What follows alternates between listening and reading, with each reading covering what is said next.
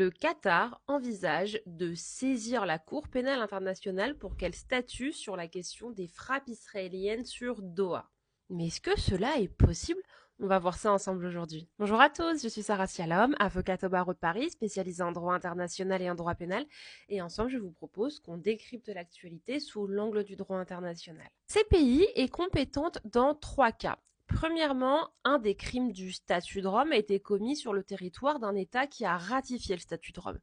Deuxième cas, un ressortissant d'un pays qui a ratifié le statut de Rome a commis un des crimes du statut. Troisième cas, le Conseil de sécurité des Nations Unies adopte une résolution qui donne une compétence élargie à la Cour. La Cour pénale internationale peut être saisie de 3 manières d'une situation. Premièrement, c'est le procureur qui s'auto-saisit. Deuxième cas, c'est un État partie, donc un État qui a ratifié le statut de Rome qui va déférer une situation à la Cour. Troisième cas, c'est le Conseil de sécurité des Nations Unies. Petit problème, le Qatar n'a pas ratifié le statut de Rome.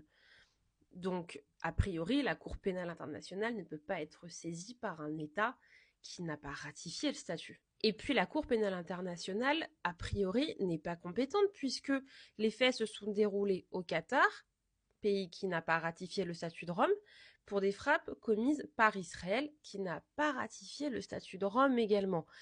Et dans la mesure où le veto américain empêcherait sans doute une saisine de la CPI pour ces faits, donc donner une juridiction étendue, on a du mal à voir dans quel cas le Qatar pourrait saisir la CPI de ces faits.